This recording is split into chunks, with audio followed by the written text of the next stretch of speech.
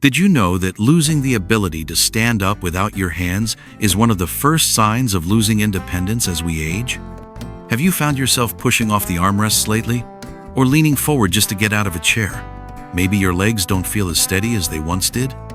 What if I told you, I'm 80 years old and I can still stand without using my hands, and I didn't need a gym or a trainer to get there? This simple change surprised even my doctor. Let me take you back to where it all started. When standing up isn't so easy anymore. It didn't happen all at once. There was no big injury, no hospital visit, just a slow, quiet change I almost didn't notice. One morning, I was sitting in my favorite chair, sipping coffee and reading the paper. When I leaned forward to stand up, I had to push off with both hands. My knees wobbled a little. I felt a slight pull in my lower back. I brushed it off, just a stiff morning, I told myself. But then, it started happening more often. Getting up from the couch required effort. I had to shift my weight just right, push off with my palms, and sometimes give a little grunt. At first, it was funny. Then it became frustrating. I began holding on to the edge of the table when standing. I noticed I avoided chairs that sat too low. I started using the bathroom sink to steady myself in the mornings. These little moments didn't feel like much until they did. I used to stand up without thinking. Now, I had to plan it. Position my feet, brace my hands, count to 3. At 80, I've lived a full life, raised a family, worked with my hands, taken care of a home. But nothing prepares you for the day your body doesn't respond the way it used to. You don't lose your strength in one night. It slips away quietly, like a book loaned out and never returned. And yet, I didn't feel sick. I wasn't in pain, just slower, less steady, a little unsure of myself. I didn't realize it then, but this was my first warning. A sign that something needed to change. Not because I was getting old, but because I was letting my muscles forget what they once knew. That's where my journey began.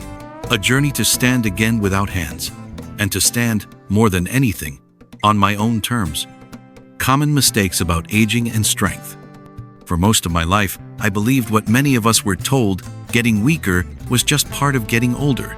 Like gray hair or reading glasses, it felt like something we couldn't avoid. You hit 70, then 75, and you start expecting your body to slow down. You assume the stiffness, the struggle to stand, the shaky steps, they're all just part of the deal. But here's what I've learned. That's not the whole truth. I started noticing my strength fading in small ways. I needed both hands to push myself up from the sofa. Carrying groceries from the car left me winded. Climbing stairs felt more like a chore than a motion. I kept blaming age. But one morning, my granddaughter said something that stopped me. "Grandpa, maybe it's not your age. Maybe your muscles are just bored." It made me laugh, but she was right. You see, I wasn't moving as much. I spent more time sitting than standing. I used chairs with arms, leaned on counters, and let my body take the easy route. Over time, those choices added up. I wasn't weak because I was old. I was getting weak because I had stopped challenging myself. That was hard to admit. We don't lose strength simply because the calendar moves forward. We lose it when we stop using it. Our muscles, especially after 60, need reminders. They need movement, resistance, something to push against even just the weight of our own body. The good news? It's not too late. I've seen it in my own body. When I started my little morning routine just a few minutes a day, I felt my legs wake up, my back straightened, my steps felt lighter. I started to stand without using my hands. It's easy to believe the decline is natural, but sometimes what we think is just aging is really just inactivity in disguise. And once you see that, you can start changing it, one motion at a time. A turning point on my birthday. It was a quiet afternoon. My daughter had come over with a small chocolate cake, me favorite, and a few balloons. Nothing fancy, just family, a few laughs, and another year added to the story. 80. That number sat heavy in the room, even though no one said it out loud. After singing and blowing out the candles, I eased myself back into the dining chair. Everyone clapped, but I was focused on one thing: I couldn't get up again. Not without grabbing the edge of the table. I pressed both hands down, gave a push, and slowly stood, a little wobbly, a little breathless. No one noticed, but I did. It hit me right there, between the cake and the conversation. I had reached the point where standing up from a chair had become a challenge, not because I was sick, not because I had fallen, just because I had let my body drift into stillness. That night, after everyone had left and the dishes were done, I sat in the living room alone. I looked at my chair, the one I always sank into after dinner, and I said to myself, enough. I didn't want the next birthday to feel worse. I didn't want to depend on my hands, my furniture, or other people just to move through my day. So I made a promise, a small one. I would try every morning to stand up from that same chair without using my hands. The first morning, I failed. I laughed a little.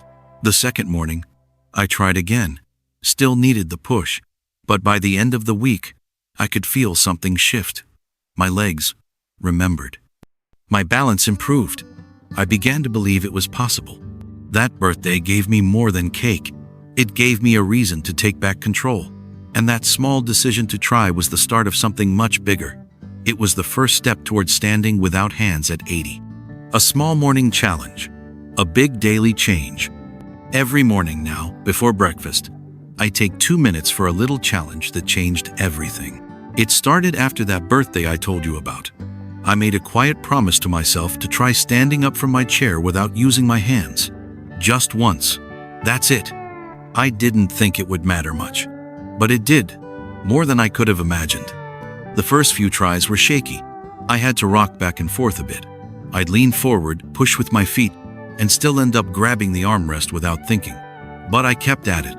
Each morning, I'd sit on the edge of the seat, feet flat on the floor, hands on my lap or crossed on my chest, and I'd try again. Slowly, my legs began to respond. My thighs, my hips, even my belly, all those muscles that had gone quiet for years started waking up. I could feel them working. I could feel myself working. And it wasn't just about standing. That little movement helped me walk steadier to the mailbox. It helped me carry a bag of groceries without feeling off balance. It helped me climb the stairs without holding the rail so tight. It gave me confidence again. 2 minutes. That's all it took. 2 minutes to remind my body what it's still capable of. Doctors talk a lot about strength and fall risk. They have charts and numbers. But what I know is this: when I stopped using my hands to stand, I started standing taller in every part of my life. So now, every day begins the same way. I sit, I breathe, and I rise without my hands. It may seem like a small thing, but at 80, it's the small things that bring back your power. That's the secret. That's how I learned to stand without hands at 80, and surprised even my doctor. Trying it with friends, connection and motivation. A few weeks after I started my morning routine, my neighbor Margaret caught me doing my little stand-up exercise on the porch. She leaned over the fence and asked, "What are you up to? Practicing to dance again?" We both laughed. I told her about my new habit, trying to stand from a chair without using my hands. I explained how just a couple of minutes each morning was helping me feel stronger. Margaret is 79 and has arthritis in both knees. She shook her head and said, "I can barely stand up without making a sound like a creaky door." But the next morning, she showed up with her walker and a curious smile. "Show me," she said. So, I did. We used the edge of her kitchen counter for balance. The first time she tried, she groaned, laughed, and sat right back down. But she didn't give up. We started doing it together. Just a few tries each morning. We didn't talk much, just moved, breathed, and tried. Within a couple of weeks, Margaret told me she no longer had to brace herself against the wall just to get out of bed. "I feel less like I'm falling forward," she said. "More like I'm standing up into my day." Soon after, our friend George joined us, then Dolores from 2 houses down. We weren't trying to start a group, but that's exactly what happened. A small ripple that became a quiet wave. We check on each other now, share tips, encourage. It's not about doing it perfectly, it's about showing up. And there's something powerful about doing that together. Standing without hands at 80 isn't just about legs, it's about community. It's about choosing not to fade quietly, but to move forward side by side. That little routine brought more than balance to my body. It brought connection back into my life. And for that, I'm deeply grateful. A wake-up call from a 10-second test. It happened one quiet Sunday morning. My granddaughter was visiting. She's full of energy, always moving, always talking. We were sipping coffee when she looked at me and said, "Grandpa, want to try something fun?" I smiled. "Depends," I said. "What kind of fun are we talking about?" She told me about a test she saw online. "Simple," she said. "Just stand on one foot for 10 seconds without holding anything." I raised an eyebrow but agreed. I stood near the kitchen table and lifted my right foot. I barely made it to 5 seconds before I wobbled and reached for the edge.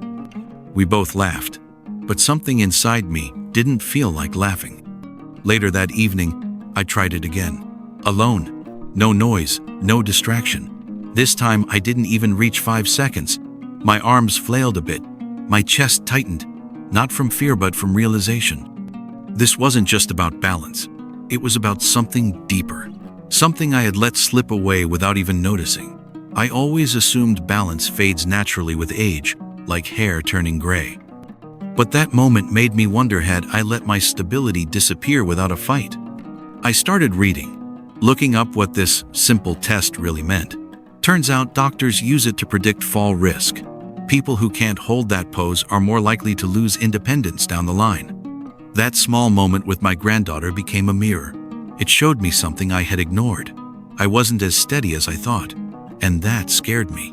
But it also gave me a reason to act. So, I added it to my morning. After trying to stand without hands, I practiced standing on one foot. I held on at first, just hovered a hand near the wall. Slowly, the seconds grew. 6, then 8, then 10. That test didn't just measure my balance. It reminded me I still had control. It gave me back a piece of confidence I didn't realize I had lost. At 80, standing tall without hands and without fear has become my daily promise to myself. Rebuilding the morning, the start of new strength. There was a time when my mornings felt heavy. I'd wake up, sit at the edge of the bed, and just wait for the stiffness to ease, for my body to catch up with my thoughts. Sometimes I'd reach for the wall just to stand. It felt like the day was starting without me. Then one morning, I decided to try something different. Nothing big, no yoga, no equipment, just 5 quiet minutes. I began with ankle circles, right there in bed, 10 slow turns each way. I could feel the blood moving like a gentle reminder to my legs. "Wake up, we're still here." Then I sat up and curled my toes against the floor, held them, stretched them, spread them out. It sounds silly, I know, but it brought me back into my body. After that, I stood up without using my hands 1, 2, 3 times. Not rushed, not perfect, just steady. Then I walked, not far, just across the room, slowly, with purpose, heel to toe, eyes forward, breathing deep. I wasn't just moving, I was arriving in my day. And before I sat down for coffee, I whispered something to myself, a quiet sentence. Sometimes it was, "Today I'll walk strong." Other times, "I'm still moving, still here." Those few words stayed with me, longer than the aches ever did. This routine didn't just loosen my joints, it gave me something more.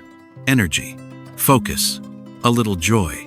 It reminded me that I didn't need to let my age decide how I started my day. Just 5 minutes. That's all it took to change the tone of my morning and slowly, the direction of my life. At 80, standing without hands isn't just a physical act. It's a message I send to myself. I still have strength left to give. Nutrition, the foundation of strength in our later years. For years, I thought eating was just about keeping my belly full. I didn't give it much thought. Toast in the morning, a sandwich at lunch, maybe some pasta or stew at night. I figured that if I wasn't overeating, I was doing just fine. But around my late 70s, I noticed something. My legs felt softer, my energy dropped quicker, and bruises seemed to appear out of nowhere. Even after I started moving more, something still felt off. That's when I asked myself, could food be the missing piece? Turns out, it was. Our muscles don't just need movement, they need fuel. Real fuel. Not sugar or snacks, but steady, honest nourishment, especially protein. Without it, all the sit-to-stand exercises in the world won't give your body the building blocks it needs to rebuild strength. So I changed my plate. I started my day with a soft boiled egg or warm oatmeal with nuts. I added more water, 1 full glass before coffee. At lunch, I reached for color, leafy greens, grilled chicken, beans, sometimes a scoop of tuna. Dinners became lighter but intentional. A simple soup with lentils, or a small piece of baked fish with steamed vegetables. It didn't take long to feel the difference. My muscles didn't ache the same. I felt steadier when walking. I didn't crash in the afternoons like I used to. And I'll be honest, it wasn't just about strength. Eating better made me feel more alive, like I was caring for myself again, not just surviving through the day. I still enjoy a slice of pie on Sunday. I still have my coffee. But now, I choose meals that support the body I want to keep moving. At 80, I've learned that standing without hands isn't just about what we do, it's about what we feed our bodies each day. That's the foundation. Quiet, steady, essential. And it starts at the table. Emotional strength. Standing steady from within. Not all strength comes from the legs. Some of it starts in the heart. There was a winter not long ago when I felt too off. I was still doing my exercises, still eating well, but inside, I felt heavy. I'd sit by the window with my coffee, watching the same tree sway in the wind, and I'd feel like something was missing. Not sadness exactly, just a quiet emptiness. I didn't speak much about it. I thought it was just part of getting older. But one morning, I read something in an old journal I had forgotten. It was a single line I'd written years ago. Today, I'm grateful for warm socks. I smiled. It was small, even silly, but that little line brought me back. So I began a new habit every morning. Before standing, I wrote down 3 things I was thankful for. Some days, it was big. My daughter's voice on the phone, my health. Other days, it was tiny. The way the light hit the floor, the sound of birds near the porch. It brought me peace. Then I added breathing. Just 5 slow breaths, in and out, before I began my routine. It helped me settle my thoughts, calm my nerves, and feel present. No noise, no rushing, just stillness. And finally, I began reaching out more. I called old friends, sent cards, joined a small group at the library. I found that even a short chat could brighten my day in ways no pill ever could. You see, standing without hands at 80 isn't just about strong legs, it's about steady emotions, a clear mind, a connected heart, because when the inside is steady, the outside follows. These quiet practices gratitude, breath, connection air, not flashy, but they are powerful. They keep me grounded. They remind me that I'm still part of something bigger than my aches or my age. And when I rise each morning, I don't just stand, I stand whole. Real stories, everyday inspiration. Sometimes the most powerful motivation doesn't come from experts or books, it comes from people just like us. Take Helen, my neighbor across the street. She's 79, a retired school teacher with a laugh that fills a room. A few years back, she couldn't walk to the end of her driveway without stopping to catch her breath. But she started slow, just standing from her chair without using her hands once a day, then twice. Now, she walks a mile every morning, rain or shine. She says she does it not to prove anything, but to feel alive again. Then there's George, my old friend from church. He's 84 and used to be a mechanic. His hands are still strong, but after a fall in his backyard, he became afraid to move too much. He told me once, I felt like my world got smaller overnight. I showed him my morning routine, the standing, the breathing, the simple balance test. He chuckled at first, but he gave it a try. 3 weeks later, he called me and said, I don't feel like I'm fading anymore. And sweet Dolores, she's 82, a widow who lives 2 doors down. After her dog passed, she stopped leaving the house. One afternoon, I invited her to try standing with us just one time. She showed up, quiet but willing. Now, she walks with us every other morning, carries a notebook where she writes one thing she's thankful for each day, and even started volunteering at the local shelter. These aren't stories of miracles, they're stories of effort, of people who chose to keep moving, even if only for a few minutes a day. People who decided that age wasn't going to decide everything for them. When I stand without my hands at 80, I don't do it just for myself. I do it for them, too. For all of us who still want to live with strength, with pride, and with proposino, matter the year on our birth certificate. No perfect start. Just show up. When I first started this journey, I thought I needed to have it all figured out. A full routine, the right food, the perfect mindset. But I quickly learned something far more important. I didn't need to be perfect. I just needed to begin. Some mornings, I woke up tired. My knees ached. My back felt stiff. But instead of giving up, I told myself, just one try. One stand without hands. One deep breath. One sentence spoken out loud to set the tone for my day. There were days I wobbled. Days I sat back down with a sigh. But I kept showing up, and that made all the difference. I've seen too many friends wait for the right moment to start moving again. They wait until the weather gets better, or the pain goes away, or they feel more motivated. But the truth is, there is no perfect time. Life doesn't offer perfect conditions, it offers small windows, and all we have to do is step through them. Now, every morning, I begin with presence. I sit, I breathe, I stand.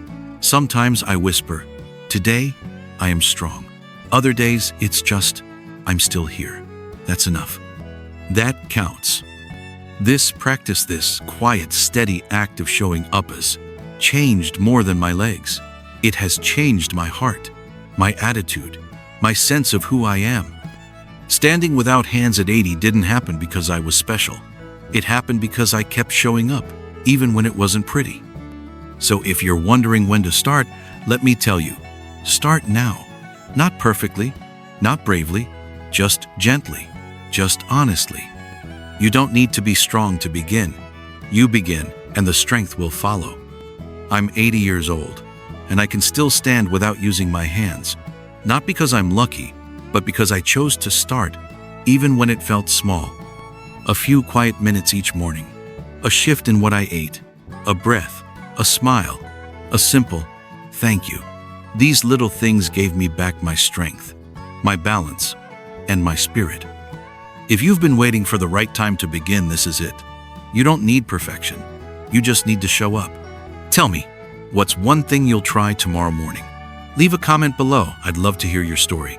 And if this video meant something to you, please share it with someone who needs encouragement today. Don't forget to subscribe and turn on the bell. There's more to come. We're just getting started.